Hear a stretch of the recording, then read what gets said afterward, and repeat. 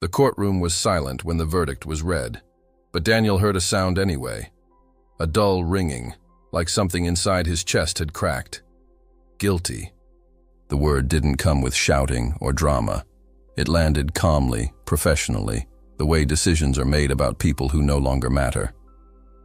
Daniel stood still beside his lawyer, hands trembling at his sides, eyes fixed on a spot on the wall where the paint was peeling. He wasn't guilty of what everyone thought. But that detail no longer mattered. Behind him, someone laughed softly. A quick, careless sound. Daniel didn't turn around. He already knew the faces back there.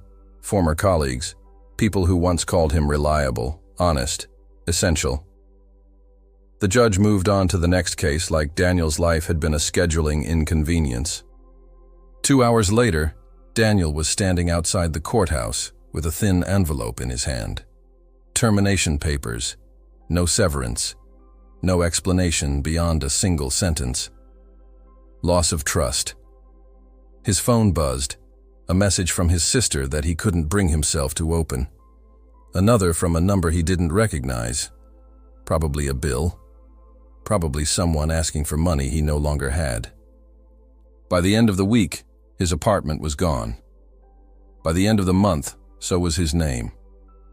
That's how it felt, at least. Like the world had erased him without asking. Now, years later, Daniel stood in the back room of a small warehouse, pulling on gloves that were already torn at the fingertips. The air smelled like dust and oil.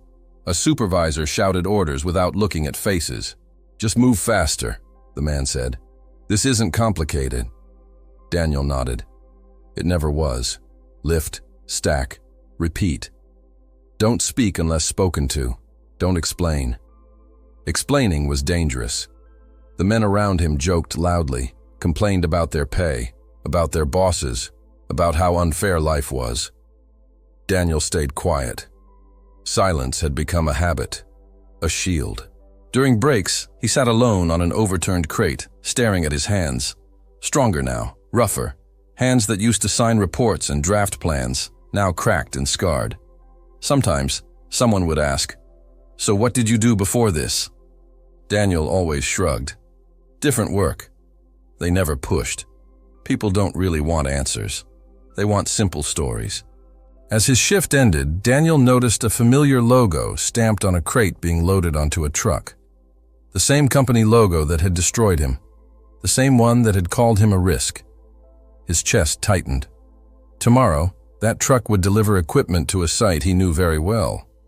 A site where a critical decision would be made without all the facts. A decision that could ruin lives. Daniel knew because he had been the one trained to prevent it. He could walk away, go home, stay invisible. Or he could step back into a world that had already judged him once. And this time, silence might cost more than his reputation. Daniel didn't sleep that night. He sat on the edge of his bed, boots still on, staring at the ceiling as trucks passed outside, their engines humming like distant warnings. The image of that logo on the crate kept replaying in his mind. He knew the model. He knew the flaw. He knew exactly what could go wrong if the decision scheduled for the next morning went through. Years earlier, he had been the one called in when things were about to fail. The quiet fixer. The man who noticed what others overlooked. Back then, his voice carried weight. Now, it carried nothing. At dawn, he was back at the warehouse. Same routine, same supervisor shouting, same indifference. But something in Daniel had shifted. Not confidence, not hope. Just a pressure building behind his ribs.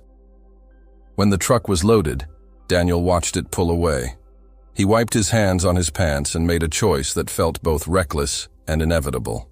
He followed it. The site was loud, crowded, chaotic. Engineers walked with tablets, managers argued over timelines, and contractors waited for instructions that kept changing. No one noticed Daniel step out of the shadows near the loading area. He recognized faces instantly. Older now, sharper suits, the same expressions they used to wear when things were under control, or when they thought they were. Daniel approached a group gathered around blueprints spread across a folding table. He listened first. Always listen. They were making the wrong call. He cleared his throat. The sound felt foreign. That configuration won't hold under sustained load, he said quietly. One of the engineers frowned. Who are you? Maintenance, Daniel replied, instinctively choosing the safest word. A manager glanced at his badge, then dismissed him with a wave. We've already approved this. Step back. Daniel didn't move. His heart pounded. If you proceed, the failure point will be here, he said, pointing. It won't happen immediately. It'll look fine. Until it isn't. Silence followed. Not thoughtful silence. Annoyed silence. And how would you know that? The engineer asked, irritation creeping into his voice. Daniel hesitated. This was the moment he had avoided for years. Names carried consequences. History carried judgment. I helped design the original safety protocol, he said, before it was revised. Recognition flickered in the engineer's eyes, then confusion, then something colder. The manager stiffened. What's your name? Daniel met his gaze. Daniel. The manager's jaw tightened. He knew that name. They all did. Not for the work, for the case, the accusation, the quiet removal. A murmur passed through the group. So this is your angle? The manager said. You come back like this? I'm not here for that, Daniel replied. I'm here because if you don't stop this, people will get hurt. They stared at him like he was a problem that refused to disappear. Security was called. Daniel was escorted off the site without another word. No shouting, no scene. Just firm hands and professional distance. As he walked away, Daniel felt the familiar weight settle back onto his shoulders. He had spoken. And once again, no one wanted to listen. The next morning, Daniel was called into the warehouse office. The supervisor didn't look angry. That was worse. He sat behind a scratched desk, fingers folded, eyes fixed on a clipboard. You're being reassigned, he said flatly. Different shift, different section. Daniel understood what that meant. Isolation. Punishment without paperwork. The kind designed to make people quit on their own. That site yesterday, the supervisor added, finally looking up. You don't go places you're not told to go. I know, Daniel replied. Do you? The supervisor exhaled. Because you keep acting like you still work for them. Daniel said nothing. The new section was quieter. No windows, no casual conversations. Just long hours checking inventory that no one ever thanked him for. Days passed. Then weeks. Nothing happened. No collapse. No emergency call. No apology. Daniel began to wonder if he had been wrong. Not about the flaw, but about believing his voice still mattered. Doubt crept in slowly, wearing the mask of realism. Then one afternoon the alarms went off. It wasn't dramatic. No explosions. Just a sharp tone cutting through the warehouse, followed by confused shouting. Someone ran past him, phone pressed to their ear. Shut it down now! Daniel's chest tightened before he even heard the details. He already knew. News spread fast inside closed spaces. The site had been evacuated. A structural failure detected during stress testing. Not catastrophic, yet. Temporary shutdown. Investigation underway. Daniel leaned against a shelf, steadying himself.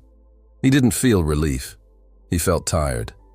The kind of tired that comes from being right too early and unheard for too long. That night, he watched the news from his small apartment. Footage of the site. Experts speculating.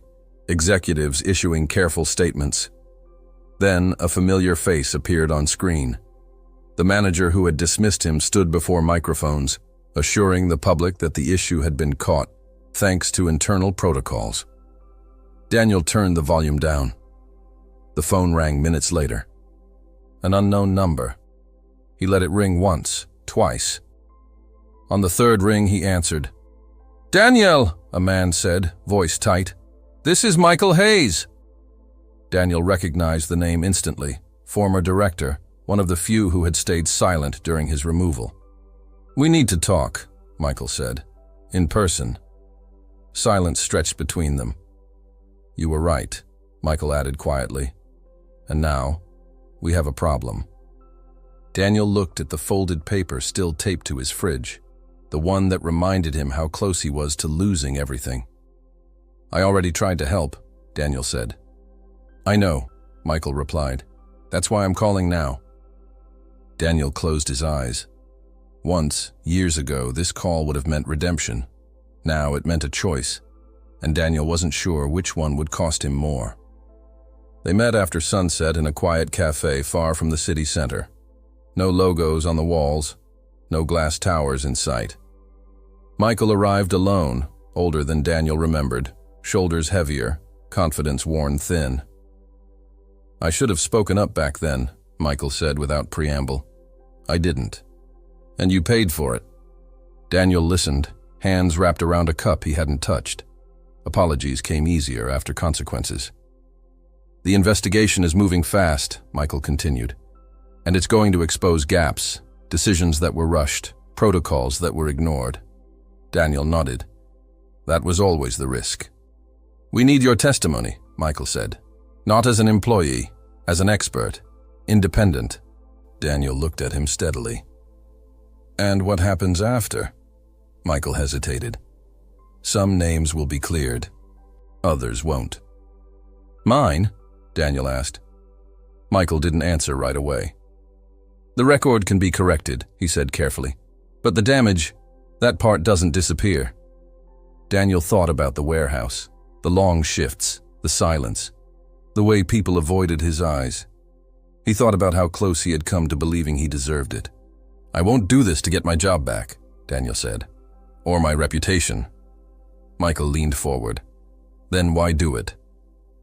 Daniel exhaled slowly. "Because next time, it might not stop in time."